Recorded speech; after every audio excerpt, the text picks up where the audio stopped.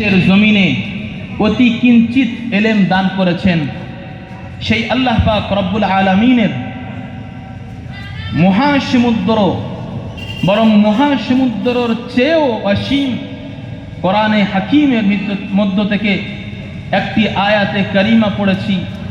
এই আয়াতের ভিত্তিতেই আল্লাহ পাক রব্বুল আলামিন যতক্ষণ আমাকে বলার তৌফিক দিবেন কিছু কথা রাখবো ইনশাআল্লাহ। আজকে চারিদিকে একটি হাওয়া চলছে। ইতিপূর্বে আমাদের মুফতি হাসিবুর রহমান সাহেব তিনিও যথাসাধ্য এই বিষয়ের উপরে আলোকপাত করেছেন বলে মনে হয়, আমার কানে যতটুকু পড়ল,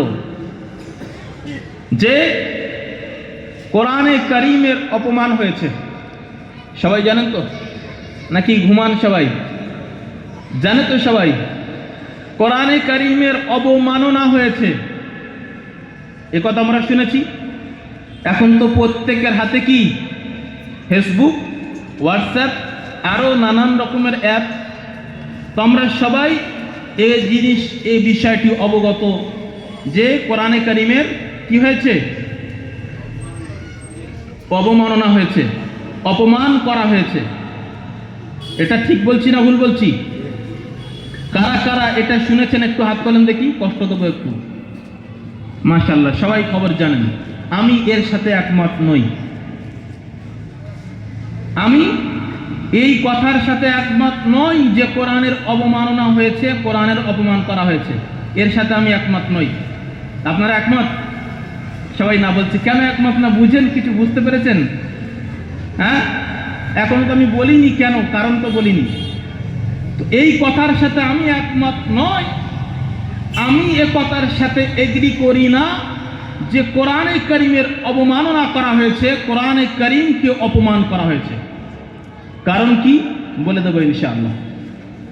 এখন আসি, তার আগে আমি ভূমিকা স্বরূপ কিছু কথা বলে নিই, এর ব্যাখ্যা শেষে দেব। কোরআনে কারিমের মধ্যে আল্লাহ পাক রব্বুল আলামিন বলেছেন, ইন্না নাহনু নাযালনা যিকরা ওয়া ইন্না লাহু লাহাফিজুন, যে নিশ্চয়ই আমি আল্লাহ কোরআনে কারিমকে অবতীর্ণ করেছি, ওয়া ইন্না লাহু লাহাফিজুন।